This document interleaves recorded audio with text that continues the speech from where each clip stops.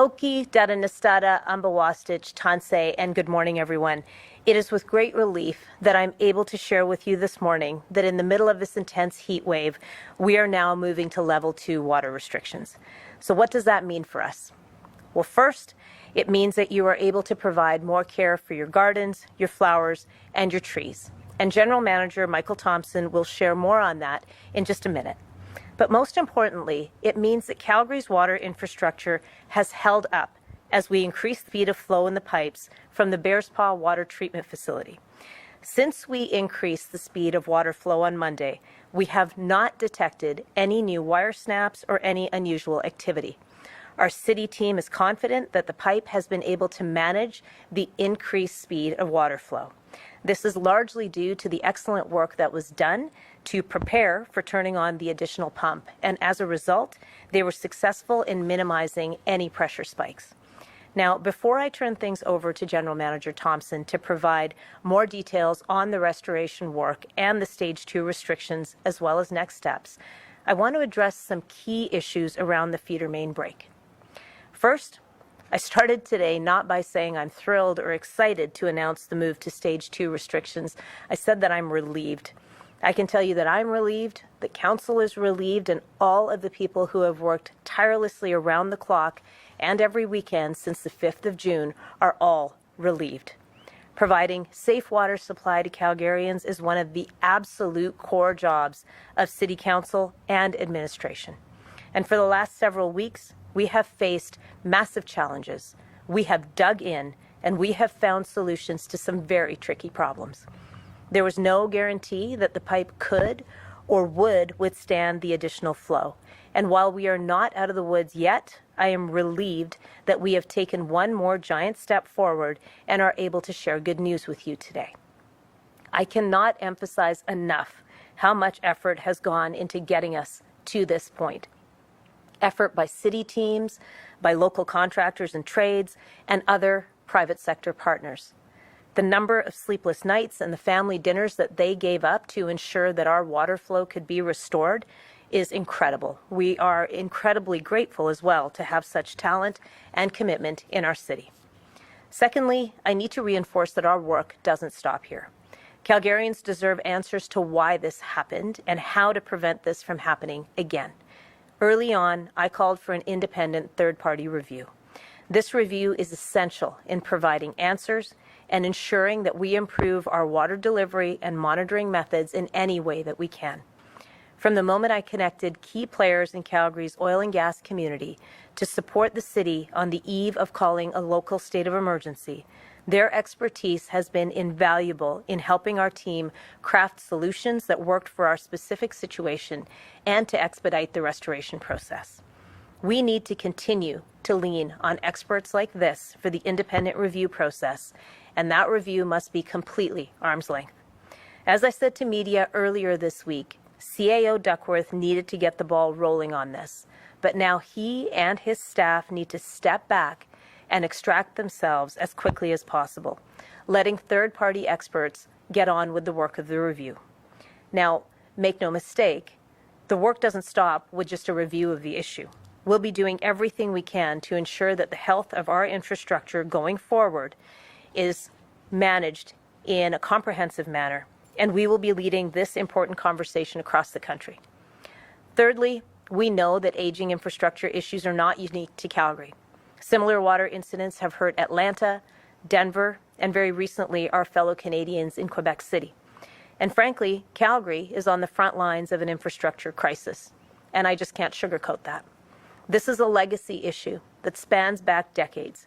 It is not easily addressed, and it has clearly been ignored or written off as too expensive by politicians and governments for some time.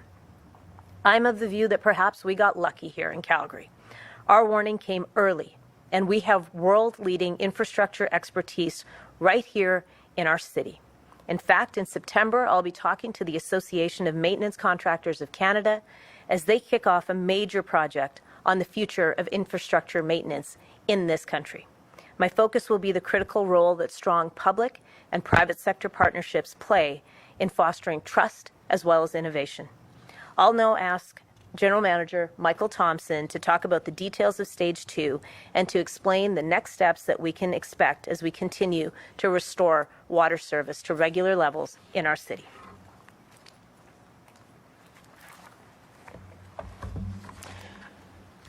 Thank you, Mayor, and hello, everyone. I'm happy to be back with you this morning to provide another update on our progress to restoring our water distribution system.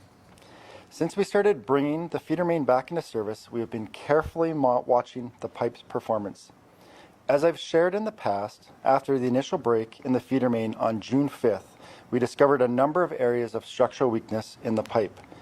These are places where there have been a significant number of snaps in the wire that coils around each pipe segment. Understanding that we had to restore normal indoor water use as quickly as we could, we conducted emergency repairs and replaced 5 segments of pipe, or the 5 hotspots. However, we know there are other areas that will require a medium to long-term rehabilitation plan, which is currently being developed. In the meantime, we have applied a lot of caution as we increased the flow of water through the pipe to try and minimize the pressure spikes that could cause stress or additional damage to the pipe walls.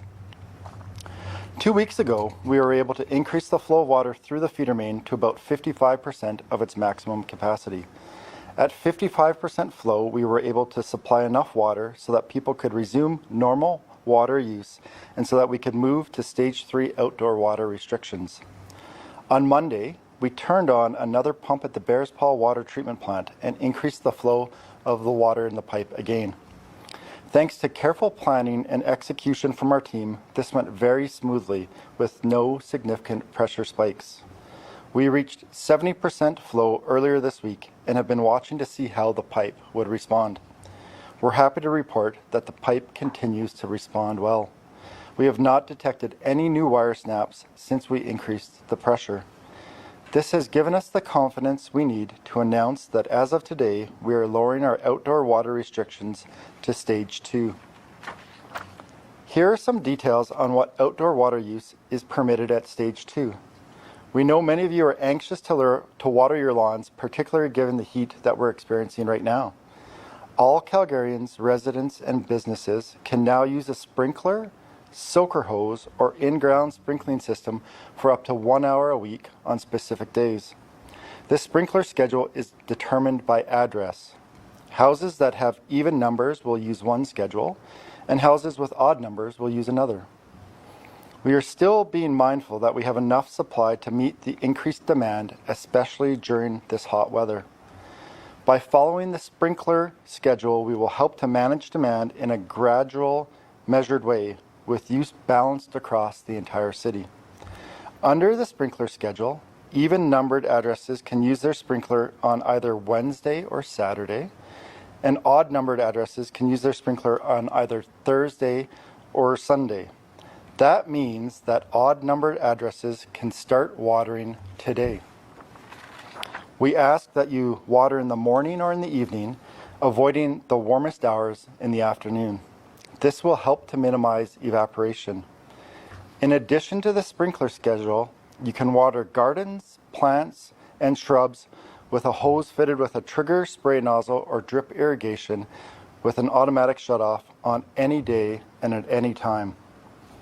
The move to Stage 2 also means that more water use is permitted for the landscaping and irrigation industry.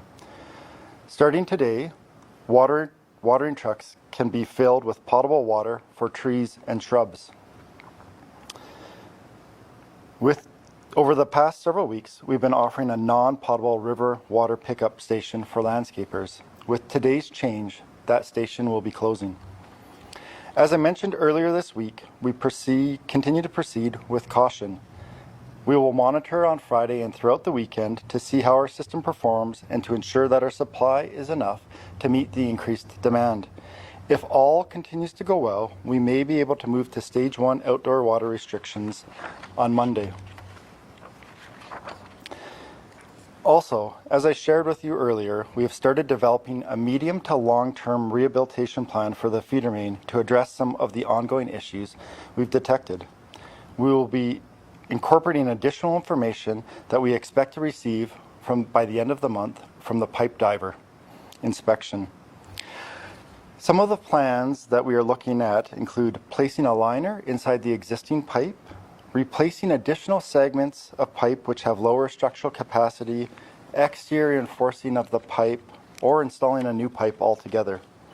Developing this plan will take some time, but we're committed to keeping you updated as we progress through this. I wanted to thank you for your time today and for your continued support.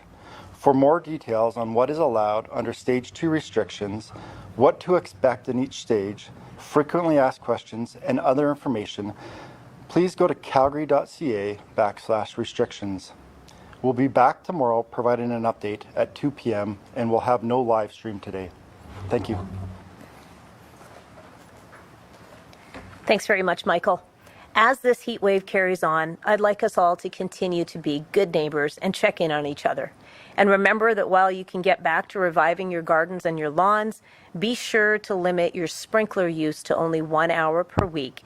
And the days that you are able to use that sprinkler system are available on calgary.ca. And as Michael mentioned, it depends on your house number for what your schedule is. I will continue my 8:30 live streams every Monday, Wednesday, and Friday until we are in Stage 1 outdoor restrictions. And in addition to those regular times, anytime that we have an important update, I will be here to share that with you. I'll see you tomorrow morning at 8:30. And until then, be well, be good water stewards, and please continue to take care of each other. With that, we'll go to Jose to take any questions from media. Scott, CBC. I have a question for Michael. I guess if everything goes well, you turn on another pump, you get up to 75%. Is there a plan to go beyond 75% capacity, or would the city just hold it there? What we would be doing is watching the supply and demand. If we get to a 75% capacity, we're pretty confident that we would be able to meet the regular demand for summer months, and we would have to watch what's happening. I want to remind everyone that last summer with the heat that we experienced and the low watering conditions, we were in Stage 1 watering restrictions from August through to October. And so it is not uncommon for us to be in Stage 1 restrictions given our climate. What's the capacity that's 75% for that feeder main? How many million liters a day does that give the city capacity? If we get up to the 75%, we'll be just over 300 million liters per day going through that pipe. And sorry, total for the city? Just through that piece of pipe. Not sure the number for the entire city. Okay, thank you. Darren Livewire. Just curious, we stayed in Stage 3 restrictions for 2 weeks at 55, or maybe a little over 2 weeks, at 55% capacity.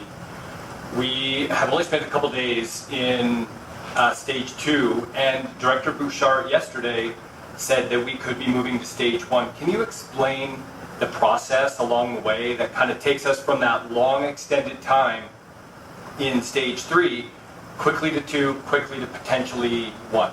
How are we coming up with that plan? Yeah, so the question really about what was the duration in Stage 3 to 2 to 1 and why the changes in duration.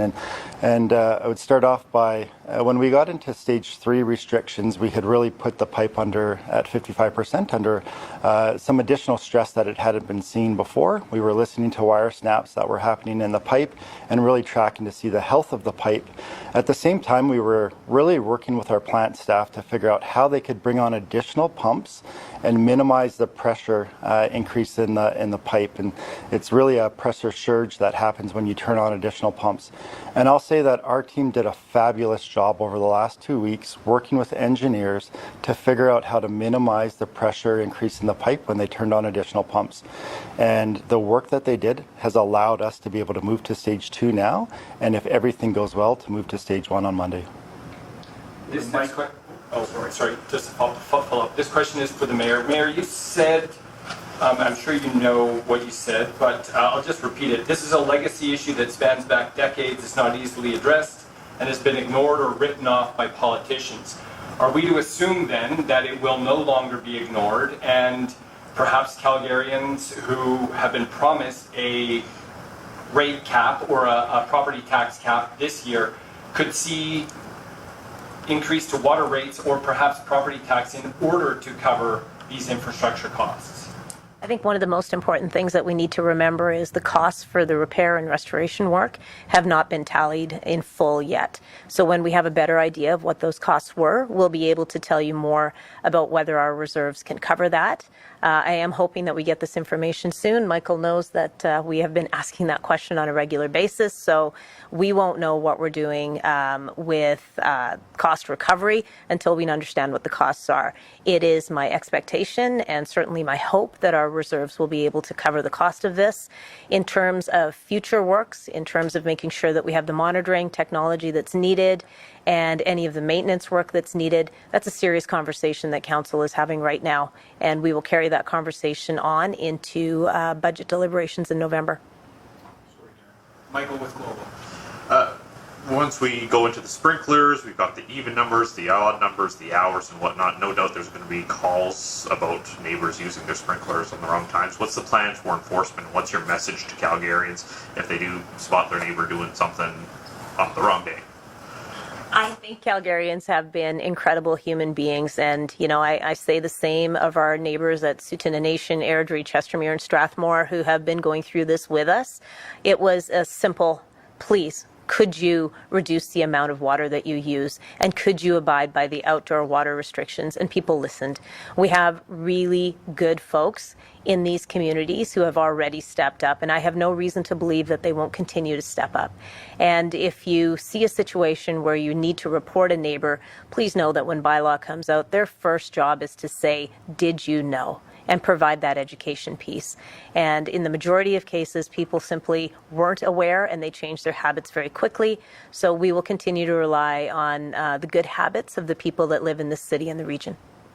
I'm wondering if we can get an update just in terms of where we're at with the Glenmore Dam, or Glenmore Water Treatment Plant, because we know that there had to be that regular scheduled maintenance that was pushed back. Where are we at with completing that work?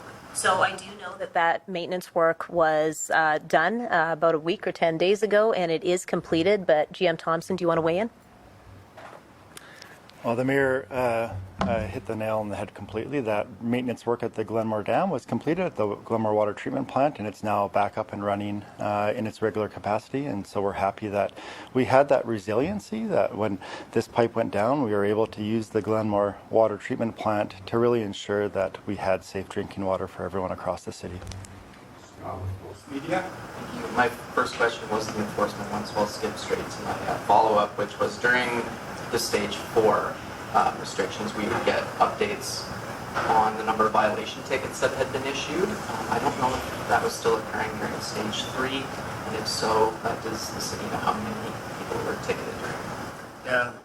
Thanks for the question. So, question about the number of violation tickets that we were providing when we were doing the daily briefings from the Emergency Operations Center, and Chief Sue Henry would provide those on a daily basis. I haven't got an update on where we're at, but we can get that update and provide it to folks. Back to Mr. Dipple with CBC. A question for the mayor. The restrictions that we saw posted here on the screen, is that just for the city of Calgary, or does the city have that same measure of cooperation from the other municipalities, the First Nation, that rely on our water? I can tell you that our neighbors in surrounding municipalities that rely on our water system have been incredible in terms of mirroring the restrictions that we have put into place. They will continue to be good neighbors and good partners and ensure that their citizens and residents are aware of the restrictions that we have in place right now. Can you offer any clarity on where window washers fit into our restrictions? So we know that there's a lot of folks who have had concerns about their livelihood. I can tell you that with the stage we're in right now, window washing is permissible, so people should know that. Are there more details you'd like to share, GM Thompson? Go ahead. I would just say thanks for the question again. And like the mayor said, professional window washers are permitted in they were permitted in stage 3 and are allowed in stage 2. So if you'd like to reach out to a professional window washing company to have your windows washed, please know that's allowed, and please go ahead and do that and support those local businesses. Time for 2 more. Derek Gross with Lodware. Just wanted to clarify, as Director Bouchard had said, possibly stage 1 restrictions by Monday. Are we essentially looking at the same process, checking for wire snaps, any major issues before we make that jump to stage 1? Or are you looking for anything more specific, making that final jump to allowing people to get to stage 1? Yeah, thanks for the question. So really asking about what are we doing as we move from stage 2 to 1, and what are we watching? And what we're really looking for and watching is the health of the system overall. So we're looking at the health of the pipe to see if we're hearing any additional wire snaps, watching the pressure within the pipe and at the pumping stations. And we're looking at the demand side across the city. So as we move from stage 3 to 2, we've got forecasts for what we believe the demand will be, and we need to really see if those forecasts are accurate, see if the supply and the demand are balanced. And so it's a very dynamic system, running a water system across the city. As you've seen in the demand charts that we've shown in the past, demand really fluctuates with temperature. It can go up and down quite a bit. And so we'll be watching that demand as we go into stage 2, especially with the hot weather, to make sure that we will have the supply available to be able to move into stage 1. If everything goes well, we will be looking to do that on Monday, and that's the plan that the mayor and I had laid out on Monday of this week, and we're just slowly and cautiously executing through that right now. Do you expect, there's a lot of pent-up demand, there's a lot of people with brown lawns, do you expect there to be a spike before it sort of levels off to what you would expect? Yeah, so the question about a potential pent-up demand and spike coming up in water consumption, and I would really say, as the mayor had said earlier, Calgarians have been fantastic throughout this whole situation to follow the rules.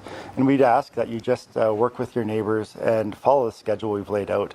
The schedule is really based on distributing water across the city with the odd and even numbers, and allowing the system to recover on those days when we're asking people not to use sprinklers. And so if everyone can work together, it will help to balance that demand across the city and will help to move us into that stage 1 quicker.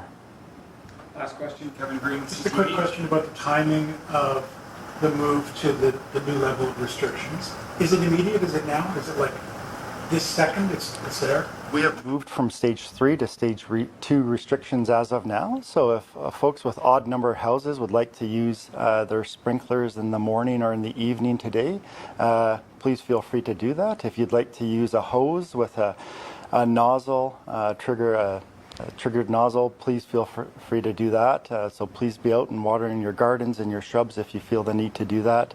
And again, please follow those water conservation measures that you've established over the last number of weeks. It's really helping us get through this together as a community. All right, folks. Back to the mayor. I just want to thank everybody for your patience and your understanding as we have gone through this situation. You have been incredible human beings since the 5th of June and since we asked you to start reducing your water usage. I know a lot of you have come up with some pretty inventive ways to be good water stewards, and we appreciate that. With this move to stage 2 restrictions, there's many more things that you can engage in. And I just want to thank you again. Thank you to the teams that have done this tremendous work. And thank you to Calgarians and the surrounding region for being good people.